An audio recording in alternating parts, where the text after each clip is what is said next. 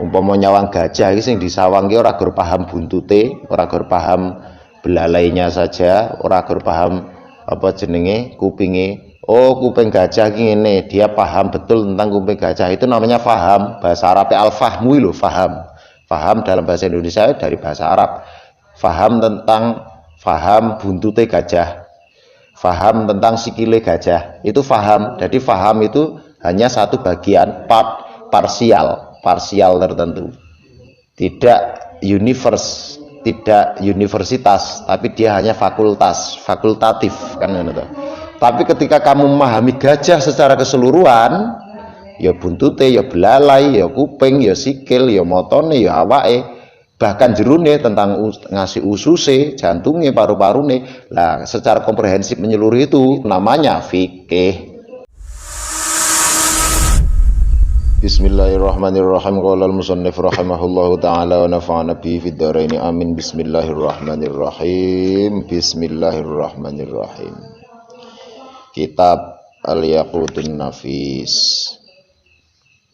Bismillah ngawiti ngaji sapa ingsun lan nyebut asma daleme Gusti Allah, sifate Gusti Allah Ar-Rahmani zat kang maulas asih manus kabehane makhluk ing dalem dunya akhirat. Sifate Gusti Allah Ar-Rahimi, Ar-Rahimi zat kang maulas asih marang kaulane mukmin ing dalem akhirat bloko. Bismillahirrahmanirrahim. Alhamdulillah tes kabehane puji kang matam perkara iku lillahi tetep kagungane Gusti Allah. Alama ing atase perkara ing atase barang sirai masyara'a kang lakokake kang nyariatake sapa Gusti Allah.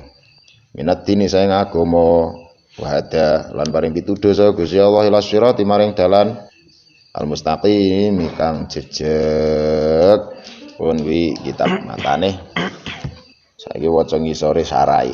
Bismillahirrahmanirrahim. Alhamdulillahi wa bihi nasta'in. Alhamdulillah kabehane puji kawatam perkara iku lillahi tetep kagungane Gusti Allah. Wa bilan klan Gusti Allah nasta'inu amre pitulungan sapa kita. Wa shallal mugi paring rubuh rahmat ta'zim sapa Allah Gusti Allah. Wassalam lan mugi paring rubuh rahmat keselamatan sapa Allah ala sayyidina ing atase Gusti kita bendera kita rupane Muhammadin Kanjeng Nabi Muhammad wa ala alihi lan mugi selawat salam Gusti Allah tetep ing atase kawula wargane Kanjeng Nabi washabi lan sahabate para sahabate Kanjeng Nabi ajmain ya sakabehane. Amma ba'd fa hadhihi mongko tawi iki kitab kang hadir. Iya yo hadi iku durusu pelajaran durus alat ya durus kuntu kang ana sapa ingsun ana iku alqaitu nganggit ngarang sapa ingsun ha ing hadihi ing alati asrohu nyarai sapa ingsun biha kelawan alati durus nyarai kitab al-yaqutin nafisi ing kitab al-yaqutin nafis Ta'lif Sayyidi Al-Walid.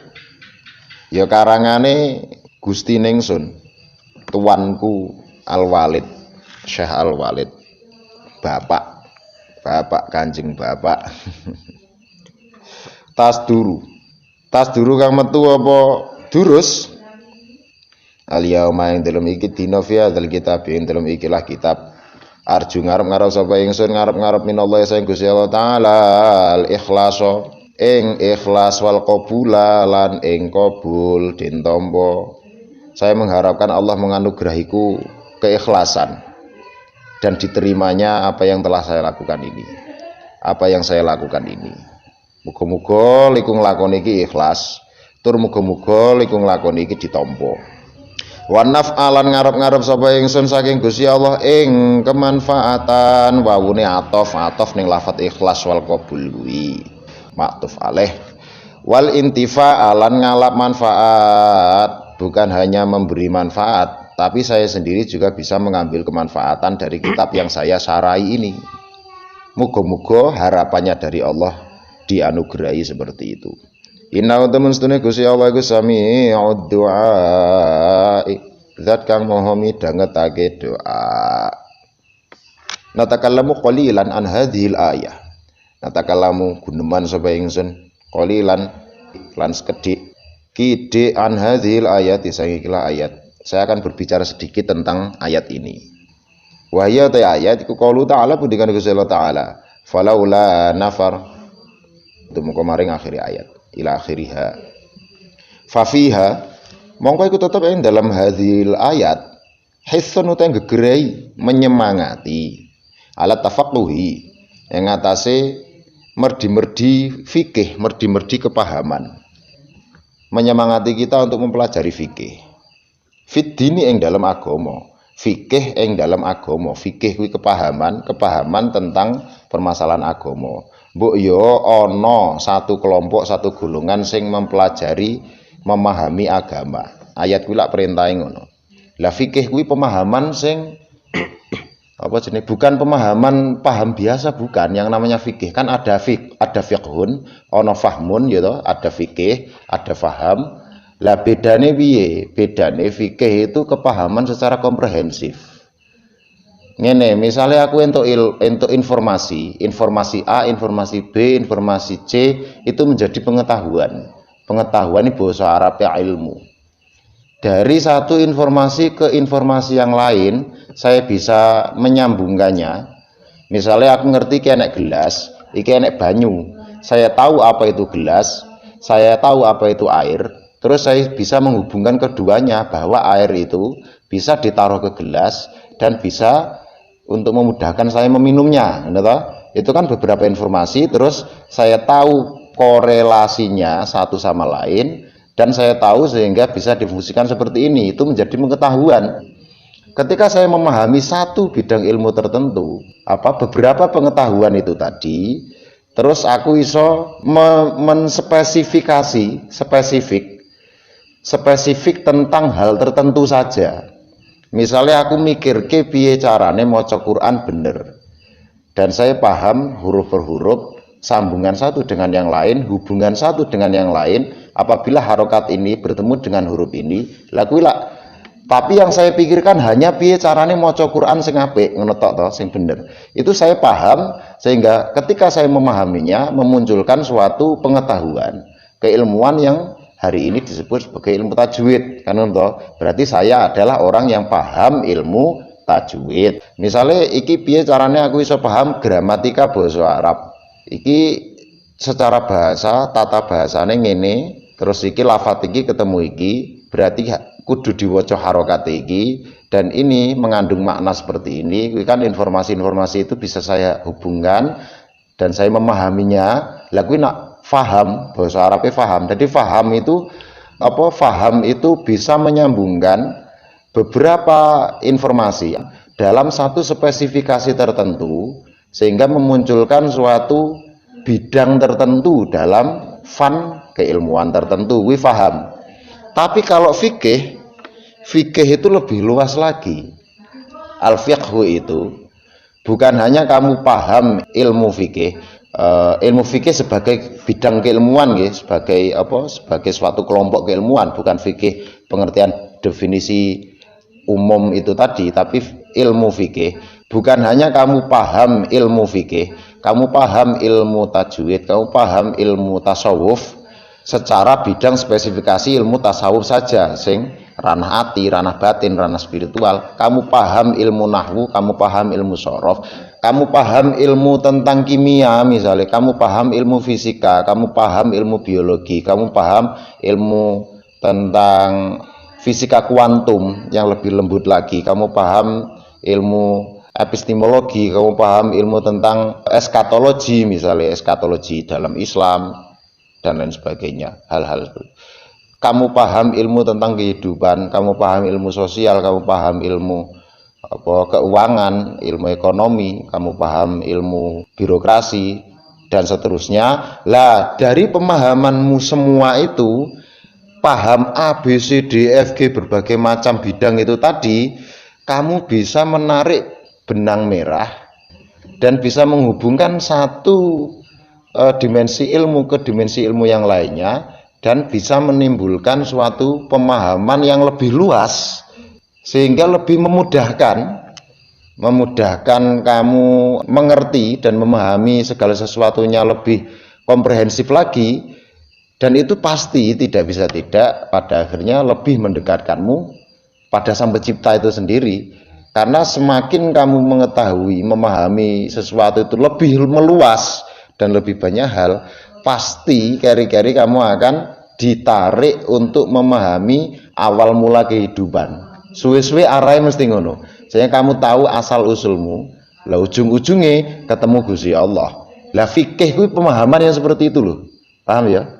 Fikih itu pemahaman yang komprehensif secara meluas.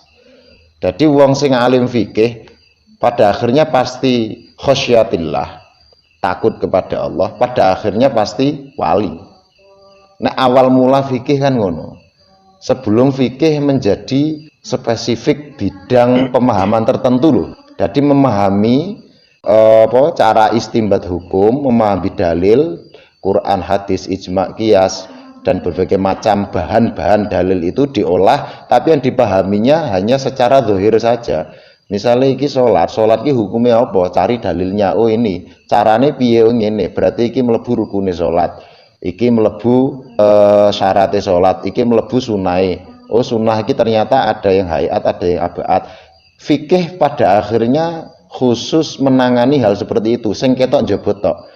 Padahal fikih yang dimaksud pada awal definisi, ketika kita memahami sholat, yang dipahami bukan hanya definisi zahirnya, tapi tekan definisi batin. Paham maksudku? Oh iki sholat, oke secara zahir, syarat rukun ini, itu sesuci wudu. Tapi ketika kita fikih, seharusnya juga memahami dimensi di balik itu. Oh sholat nyambung, artinya kesenambungan nyambung karo Gusti Allah. Oh wudu itu fardunya wudu ada 6 misalnya kan, secara zahir kan ngono, harus dibasuh, harus dilakukan niat, wajah dan seterusnya gitu. Ini harus dilakukan, nek kurang saka iki ora sah wudune, bersuci kan, zahire kan ngono. Fikih pada akhirnya memikirkan hanya hal-hal yang seperti itu saja. Padahal fikih secara pemaknaan awal seperti yang saya terangkan panjang kali lebar tadi, kuwi secara komprehensif, dimensinya bukan hanya dilihat sangka dimensi zahir, dimensi lahiriah saja, tapi memikirkan oh wudu itu secara spiritual, secara batin. Berarti dimensi batinnya, tasawufnya carane. Saya kan hal seperti itu lebih dispesifikasi pada bidang keilmuan yang namanya tasawuf toh. Padahal pemahaman itu juga termasuk dalam fikih. Misalnya basuh sirah, dimensi spiritualnya, batiniahnya apa, terus sikil dan seterusnya. Oh berarti bersuci secara batin. Iki ngilai hadas. Hadas itu dalam ranah batiniah. Apa maksudnya iki? Oh berarti ngilai piye carane rereget yang berhubungan dengan hubungan sesama manusia, bermanfaat untuk orang lain dan tidak menyakiti siapapun. Hadas, najis, najis dalam dimensi spiritual berarti dia adalah kemusyrikan. Segala hal yang berbau menduakan, mentigakan, mempersekutukan Allah kita hindari, termasuk riya, pamer, syirik sing cilik-cilik kuwi, kemusyrikan sing cilik, takabur, hasad dan lain sebagainya. Kuwi berarti kita sucikan. Najis dan dimensi spiritual kita pahami, implementasi dalam kehidupan berarti ngene iki. Terus misalnya rereget sing sakliyane hadas dan najis, berarti kan dosa-dosa yang diampuni, dosa-dosa sing cilik yang itu hubungannya hanya dengan kesopanan atau keindahan, kepatutan, kepantasan. Cara neng dimensi rereget sing zahir mau ya bangsane misalnya lendut, lemah, misalnya ade salat wis suci saka najis, suci saka hadas, kena lendut, kena apa jenenge lemah, tetap sah, itu tidak mempengaruhi ya. Ngono-ngono kuwi seharusnya pemahaman fikih pada awal mula definisi itu bukan hanya memikirkan yang zahir, tapi juga dimensi sing batin. Sehingga gak mungkin agama iki ngajarke kita hanya ranah apa ya jenenge gor kaya rutinitas, kaya semacam upacara atau semacam ritual tertentu saja yang hanya sebagai rutinitas zahir, nggak mungkin.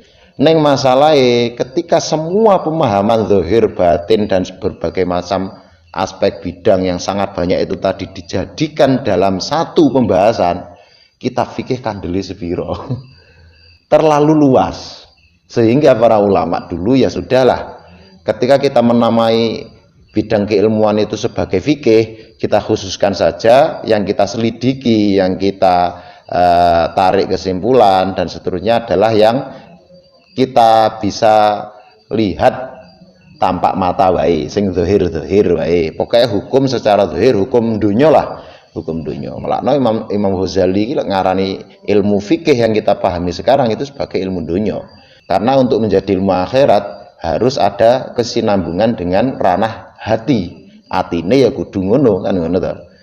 Tapi ketika kita hatinya pun melompong, kosong blong, tidak ada Allah di dalamnya, neng secara zahir kita bener, secara hukum fikih, ilmu fikih yang kita pahami sekarang kan sah toh, tetap sah toh.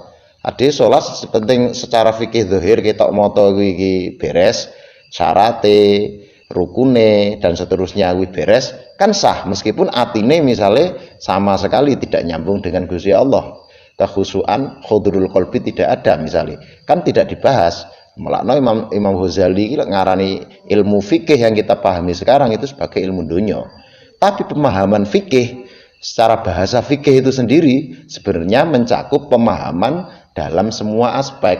Kita bisa menghubungkan pemahaman antara fisika, kimia, biologi, ilmu kesehatan, ilmu kehidupan, ilmu ekonomi, ilmu tajwid, ilmu nahwu, ilmu sorof, ilmu hadis, ilmu tafsir Quran, ilmu tarikh, sejarah, ilmu fikih yang kita pahami hari ini secara pengertian hukum-hukum zahir, ilmu tasawuf, ilmu akidah, paham semua kita kemas menjadi satu dan pemahaman kita meluas secara komprehensif. Itulah tafaqquh fiddin. Kalane kan mayuridillahu bi khairan yufaqihu fiddin, sing sapa dikersakne Gusti Allah wong kuwi dadi apik, difaqihkan dalam agama. Jadi bukan hanya sebatas pemahaman tertentu saja, tapi secara komprehensif meluas menyeluruh tentang keagamaan. Karena ya kuwi mau ketika kita sudah bisa memahami banyak hal dan tentu saja kan tidak bisa singkat kuwi. Mula kan kewajiban tiap muslim kon ngaji terus loh, nambah update pengetahuan terus, jangan berhenti di situ saja. Urung mati aja leren ngaji, aja leren golek ilmu, aja leren sinau. Itu kan karena seperti itu. Pada akhirnya kita bisa fikih, fakih di dalam hal agama, sehingga memahami agama itu lebih meluas. Tidak ada misalkan kita memahami agama sebagai kaya pemahamannya wong sekulerisme, dipisahkan iki dunya, iki akhirat, iki masjid, iki sawah, iki pasar. Kan tidak seperti itu loh. Sebenarnya kan agama masuk dalam semua ranah. Ketika kita ngarit niate lillahi ta'ala, golek nafkah keluarga melalui ngingoni sapi, wedhus, kan jadi akhirat kuwi. Udun dunya toh, jadi ibadah. Akhirnya agama juga dan seterusnya dan seterusnya. Jadi atine digantung pada masjid, kuwi maksudnya iki dimanapun kita berada nilai masjid itu kita bawa. Kan ngono. Oh ning masjid kuwi eling Gusti Allah, ning masjid iki nutup aurat, ning masjid iki bersatu satu sama lain, rapat nek jamaah ngono kae. Ya nilai-nilai itu kita bawa. Ya jujur adewe ning masjid imane meningkat dimanapun. Ora kayak terus imane meningkat ketika di masjid, ketika di pasar, masjidnya di gua. Nilai-nilai yang kita lakukan tidak ada, berarti artinya orang gumantung kelawan masjid. Jadi gumantung artinya itu selalu bergantung dengan masjid itu rakyat terus awan begini masjid terus esok ngasih sore ngasih esok, ya tidak seperti itu. Lah itu loh, fikih itu pemahaman seperti itu. Yufaqihu fiddin, memahami secara komprehensif tentang keagamaan. Mloyo aja ngasih leren, kita memahami bidang keilmuan fikih yang kita pahami hari ini, hukum-hukum secara zahir, terus wong akeh sing mandek ning kono sibuk kuwi wae. Tapi pemahaman yang lain tidak dimasukkan. Apa atine piye, akhlake piye dan seterusnya, akidahe bener apa urung dan seterusnya. Berarti dia belum fakih. Dia hanya memahami fikih secara zahir sebagai bidang keilmuan tertentu yang terlanjur kita pahami secara luas hari ini. Padahal memahami ilmu tasawuf ya fikih, memahami ilmu akidah ya fikih, memahami ilmu tafsir ya fikih, memahami ilmu sejarah ya fikih, memahami ilmu nahwu sorof ya fikih, memahami ilmu tajwid ya fikih, memahami ilmu kimia, fisika kuantum, biologi kuwi kabeh ya fikih. Katanya kita bisa mengemas apa ya, tidak konslet antar satu pemahaman dengan pemahaman yang lain. Ini penting dijelaskan ulang karena kadang-kadang hal pertama yang harus kita pahami adalah definisi dari segala sesuatu yang ingin kita pelajari atau kita perjuangkan. Bagaimana mungkin kita mempelajari sesuatu atau mau memperjuangkan sesuatu yang kita tidak memahaminya? Kalau definisi dhisik jala ya toh, setiap hal kita definisikan ulang. Bener ora pemahamanku tentang pengertian tertentu hari ini? Jangan-jangan ada yang konslet, ada yang salah.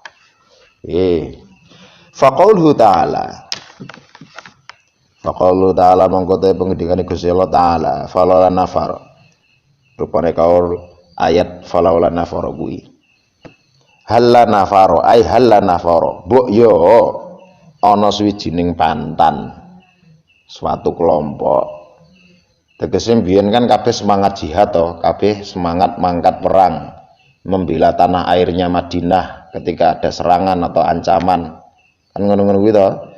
Pada akhirnya harus membela diri masyarakat Madinah, Kanjeng Nabi lan para sahabat. Kabeh semangat pengen mangkat. Aja mangkat perang kabeh, aja mangkat jihad kabeh. Jihad itu kan perjuangan melalui fisik. Jihad fisik melalui fisik, nyambut gawe ya jihad kan. Perang kalau diperlukan kita membela tanah air, membela agama, membela nyawa, membela harta, kan ya jihad. Jihad itu intinya perjuangan dengan fisik. Nek perjuangan dengan pikiran namanya ijtihad karo pikiran. Kalau dengan ranah spiritual, hati yang kita olah jenenge mujahadah, kabeh lak berjuang. Lah ceritanya mbiyen diperlukan perjuangan secara fisik yang namanya jihad itu membela diri. Kalau umat Islam tidak angkat senjata ya entek karena mau dihabisi kan ngono. Ning saking semangate kabeh arep mangkat. Akhirnya ning Gusti Allah diperintahke aja mangkat kabeh. Ngono nek cara kowe iki mati, mati kabeh. Sing teruske agama iki sapa? Mbok yo ada sekelompok sebagian dari kalian yang serius tafaqquh fiddin, memahami agama secara komprehensif kuwi mau. Kuncine yo enek sing jaga ilmu lah. Ora kabeh ngurusi ekonomi, ora kabeh ngurusi birokrasi, ora kabeh ngurusi ilmu politik dan seterusnya. Enek sing kudu pen ngopeni ilmu, jaga ilmu agar bisa ditularkan ke generasi selanjutnya dan selanjutnya. Ayat gula ngono. Min kulli firqatin, saking saben-saben pandan. Minhum saking sahabat. So taifatun suwijining pandan golongan, satu kelompok liyatafaqahu drapun merdi-merdi fikih, merdi-merdi kepahaman. Pemahaman yang secara menyeluruh itu tadi komprehensif. Umpama nyawang gajah iki sing disawang ki ora gur paham buntute, ora gur paham belalainya saja, ora gur paham apa jenenge kupinge. Oh, kuping gajah ki ngene, dia paham betul tentang kuping gajah. Itu namanya faham. Bahasa Arab al-fahmu lho, faham. Faham dalam bahasa Indonesia dari bahasa Arab. Faham tentang buntute gajah. Faham tentang sikile gajah, itu faham. Jadi faham itu hanya satu bagian, parsial tertentu. Tidak universitas, tapi dia hanya fakultatif kan gitu. Tapi ketika kamu memahami gajah secara keseluruhan, ya buntute, ya belalai, ya kuping, ya sikil, ya motone, ya awake, bahkan jerune tentang ngasih ususe, jantungnya, paru-parune. Lah secara komprehensif menyeluruh itu namanya fikih. Kuwi. Liyatafaqahu fiddini, drapun merdi-merdi kepahaman sapa taifah kuwi mau fiddini ing agama. Waliyunziru lan drapun meden-medeni, memberi peringatan. Ngelingke lah sapa taifah sing yatafaqah kuwi merdi-merdi kepahaman kuwi mau. Qaumahum ing kaume taifah idza raja war kalian bali sapa kaum ilaihim maring taifah. Ya, karena biasanya orang yang sibuk berjuang dengan fisik, dheweke ora kober berjuang secara pikiran dan hati. Maksudnya kadang-kadang secara keilmuan dia pas-pasan, tapi secara fisik jihad itu kan perjuangan secara fisik, entah kuwi nyambut gawe, pembangunan, perjuangan secara sosial dan lain sebagainya. Tidak tidak sempat merenung, sehingga ada satu kelompok yang memikirkan ilmu, merenung tenan, tafakur tenan, mengingatkan mereka kalau ada yang keliru dan lain sebagainya, mengajari kalau ada yang belum paham, belum tahu. Idza raja'u ilaihim la'allahum supaya ne ana sapa kaum menawa-menawa si kaum iku yahdzaruna padha wedi, tegese hati-hati, mereka bisa waspada, iso luwih hati-hati, iso luwih waspada sapa kaum. Karena ketika semangat jihad, semangat berjuang secara fisik, entah itu terpaksa harus perang, membela diri, membela agama, membela kehormatan, membela negara, membela harta dan seterusnya, atau jihad perjuangan secara fisik itu nyambut gawe, itu kan juga jihad, ngopeni keluarga, golek nafkah, wilayah jihad dan seterusnya. Biasanya kewaspadaannya kurang, saking semangatnya secara fisik, pikiran dan hatinya energinya terkuras untuk fisik semua. Mula harus ada satu kelompok dari umat Islam sing telaten ngopeni ilmu tenanan untuk memperingati, mengajari dan seterusnya. Qalu ngendika sapa ulama, kana ana sapa sahabat fi ahdi Rasulullah sallallahu alaihi wasallam ku idza ghazari kalane perang sapa Kanjeng Rasul, huwa ya Rasul binafsi kelan dhewe Rasul, au idza sayyarahum utawa kalane nglakokake sapa Kanjeng Rasul hum ing sahabat, wajib monggo wajib alaihi mengatasi sahabat apa al-ghazwu perang, illa man kejaba wong Sulaiman amaro kang perintah sapa Kanjeng Rasul hu ing man bil muksi lan meneng bil Madinati ing dalam kutha Madinah, untuk berdiam di Madinah saja. Annahum temen sahabat iku yang firuna ra padha mlayu sahabat illa ba'da amrihi kejaba ing dalam sawise perintahe Kanjeng Rasul, wa ba'da istidzanihi lan ing dalam sause amrih izine Kanjeng Rasul. Tidak ada yang mundur dari medan perang, tidak ada yang tidak hadir, tidak ada yang tidak berangkat untuk bersama-sama Kanjeng Nabi jihad perjuangan secara fisik itu tadi, sampai mereka diperintah untuk tetap di Madinah, wis kowe ngopeni ilmu, atau ada yang diizinkan oleh Rasul untuk tinggal. Selama tidak ada kedua hal itu, kabeh semangat. Karena apa? Wajib alaihimil ghazwu, wajib lah wong Madinah gor sithik musuhe luwih akeh to, berkali-kali lipat. Akhirnya ora mung mangkat kabeh wis kalah jumlah kok. Mulane ya wajib mangkat kabeh, tapi tetap jangan semua umpama cilakane iki kalah terus entek, itu nanti Islam juga habis bersama mereka. Gampangane ngono to. Ning alhamdulillah tetap ora tahu kayak terus kalah ngasih umat Islam yang berangkat berperang itu habis-habisan, ini gak tahu. Ya tahu kalah, tapi kan misalnya kematian berapa, sebagian besar tetap hidup masih bisa aman. Tapi sebagian besar perangnya Kanjeng Nabi ya menang. Ada yang kalah misalnya perang Uhud, itu juga karena pasukannya para sahabat yang diperintahkan oleh Kanjeng Nabi melanggar perintah beliau kan ngono. Tukang panah kon jaga ning kene malah melayu melu njikuk jarahan perang ketika mereka kira sudah menang. Jebul itu tipu daya musuh, tipu daya lawan, kalah. Jadi selama mereka itu mentaati Kanjeng Rasul, ora tahu kalah. Pernah kalah dalam peperangan itu karena melanggar perintah Rasul. Mergo strategi Kanjeng Nabi itu luar biasa. Selain juga dimusyawarahkan dengan para sahabat loh. Mereka semua itu kan orang-orang yang hidup di gurun pasir yang terbiasa untuk perang, karena antar suku di sana itu kan rebutan lahan air dan seterusnya. Loh, strategi mereka itu juga luar biasa. Kalah ketika mereka melanggar. Itu pun tidak sampai habis-habisan dientekke. Ada yang meninggal sebagian tapi tidak semua. Sebagian besar tetap selamat. Dan sebagian besar dari peperangan yang pernah dilakukan umat muslim ketika itu, ya alhamdulillah menang. Oh no. Wis lah. Wallahu a'lam bishawab. Al-Fatihah. A'udzu billahi minasyaitonir rajim.